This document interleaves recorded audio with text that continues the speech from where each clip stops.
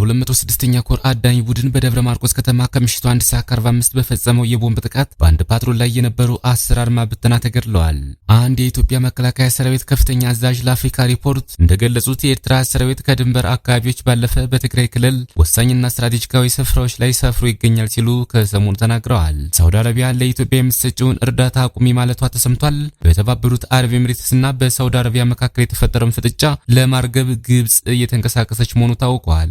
አሳምነው ክፍለ ጦር ቃኝ በበርካታ መኪና በመጓጓዝ የነበረ ጠላት ላይ በፈጸሙት የደፈጣ ጥቃት 2 መኪና ሙሉ ለሙሉ ሙትና ቁስለኛ በማድረግ ታላቅ ድል ተጎናጸፉ። የጎንደር ድል የብልጽግናን አቅል አስቶታል። ሙሉ ወታደራዊ ስምሪቱ ተዛብቷል። በበርካታ ወረዳዎች ላይ የሰፈረ የጠላት ሰራዊት ሙሉ በሙሉ ተደምስሷል።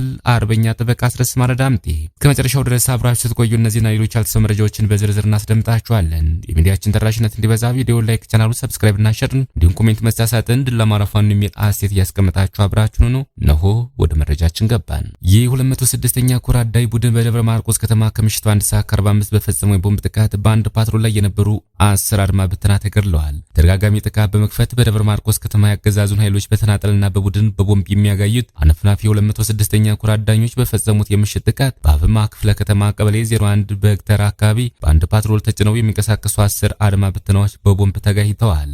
ተከታታይነት ባለው የተጠና ኦፕሬሽን ደብረ ማርቆስ ከተማ የመሸገውን የአረመኔውን ሰራዊት የሚያስጨንቁት የ206ኛ ኮር አዳኝ ቡድን በፈጸሙት አስደናቂ ጀብድ በፓትሮል የሚከንፉ አድማ ብተኖችን አየር ላይ ቀልመዋቸዋል። በዚህ ጥቃት የተደናገጠው ጠላት ከተማዋን በተኩስ እየናጣት ሲሆን በወገን በኩል ምንም አይነት ጉዳት አልደረሰም።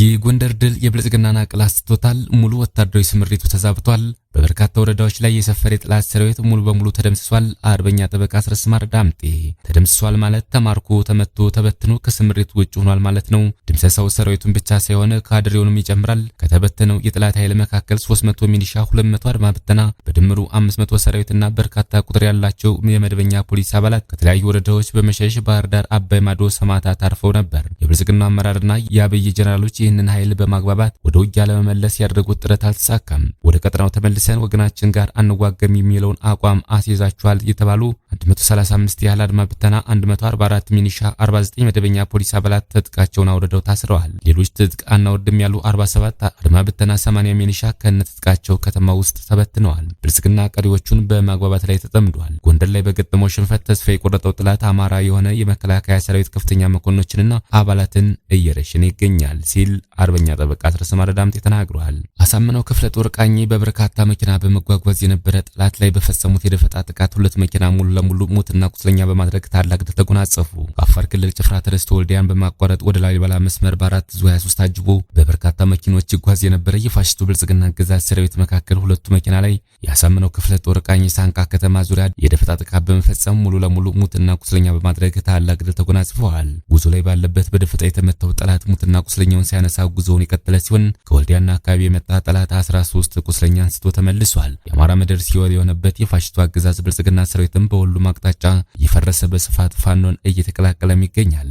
አንድ የኢትዮጵያ መከላከያ ሰራዊት ከፍተኛ አዛዥ ለአፍሪካ ሪፖርት እንደገለጹት የኤርትራ ሰራዊት ከድንበር አካባቢዎች ባለፈ በትግራይ ክልል ወሳኝና ስትራቴጂካዊ ስፍራዎች ላይ ሰፍሮ ይገኛል ሲል ከሰሞኑ ተናግረዋል። ከዚሁ ጋር ተያይዞ ከትናንት በስቲያ አርብ ሌሊት ከ7 ሰዓት ጀምሮ ከፍተኛ የኤርትራ ሰራዊት ወታደራዊ እንቅስቃሴ ሲያደርግ እንደነበር ታውቋል። በዚህም የኤርትራ ሰራዊት በክፍለ ጦር ደረጃ ወደ ተንቤን አብይ አዴ ከተማ የገባ ሲሆን የጦሩ የተወሰነ ክፍል በአባይ አዴ በሚገኘው ራስ አሉላ አባ ነጋ ትምህርት ቤት ውስጥ፣ ቀሪው ደግሞ በመምህራን ኮሌጅ አቅራቢያ ጉና ተብሎ በሚጠራው የትራንስ መጋዘን አካባቢ ሰፍሯል። በተጨማሪም ሜካናይዝድና ከባድ መሳሪያዎችን የታጠቀ ሌላኛው የጦር ክፍል ጭኔ ተብሎ በሚጠራው ስፍራ መመሸጉ ተገልጿል። በሌላ በኩል ህወሓት የካቲት 11 ቀን የሚከበረውን 51ኛ ዓመት የምስረታ በዓሉን አስመልክቶ ትናንት ቅዳሜ ባወጣው መግለጫ ለኢትዮጵያ ሕዝብ ጥሪ አቅርቧል። በመግለጫውም የፌዴራል መንግስቱ የትግራይን ሕዝብ ዳግም ለማጥፋት የሚያደርገውን ወታደራዊ ዝግጅት እንድትወግዙት ይጠበቃል፣ ልጆቻችሁንም ዓላማ ቢስ ከሆነው ደም አፋሳሽ ጦርነት ልታድኑ ይገባል ሲሉ ገልጿል። ዛሬ በትግራይ ክልል የተለያዩ አካባቢዎች ከየካቲት 11ን አስመልክቶ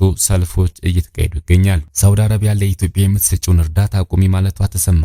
በተባበሩት አረብ ኤሚሬትስና በሳውዲ አረቢያ መካከል የተፈጠረውን ፍጥጫ ለማርገብ ግብጽ እየተንቀሳቀሰች መሆኑ ታውቋል። አልአክባር የተሰኘው ጋዜጣ ዛሬ ይዞት በወጣው ዘገባ እንደተመለከተው የግብጽ ፕሬዝዳንት አብዱል ፈታህ አልሲሲ በሁለቱ ሀገራት መካከል ሽምግልና መጀመራቸውን ገልጾ ሳውዲ አረቢያ ለተባበሩት አረብ ኤሚሬትስ ለኢትዮጵያ የምታደርገውን ድጋፍ እንድታቋርጥ መጠየቋ ተዘግቧል። በዚህም ሳውዲ አረቢያ በተለያዩ ኢትዮጵያ ከሶማሌላንድ ጋር ያላትን ግንኙነት የባህር በር እንቅስቃሴን ኤሚሬትስ እንድትደግፍ መፈለጓ ተጠቅሷል። ሳውዲ አረቢያ ኤሚሬትስ ለኢትዮጵያ የምታደርገውን ድጋፍ አቁማ ቀደም ብሎ በአረብ ሀገራት በኩል የተቀመጠውን መርህ መከተል አለባት የሚል ግፊት እያደረገች መሆኑ ተገልጿል። በመሆኑም ከቀናት በፊት የግብፁ ፕሬዝዳንት አልሲሲ ይህንኑ የሳውዲ አረቢያን መልእክት ይዘው ነበር ወደ አቡ ዳቢ ያቀኑት። ይሁን እንጂ የኤሚሬትስ ሰዎች ምላሽ አልታወቀም። ይልቁንም ንጉሱ ዛሬ አዲስ አበባ ናቸው። ክቡራትና ክቡራን የቻናላችን ቤተሰቦች ለሰዓቱ ያዘጋጀናቸው መረጃዎች እነዚህ መስሎ ነበር። በሌላ የመረጃ ሰዓታችን እስክንገናኝ ድረስ የዩቲዩብ ቻናላችን ሰብስክራይብ፣ ሼር እንደዚሁም ላይክ እያደረጋችሁ ጠብቁን። ቸር ያገናኘን። መልካም ቆይታ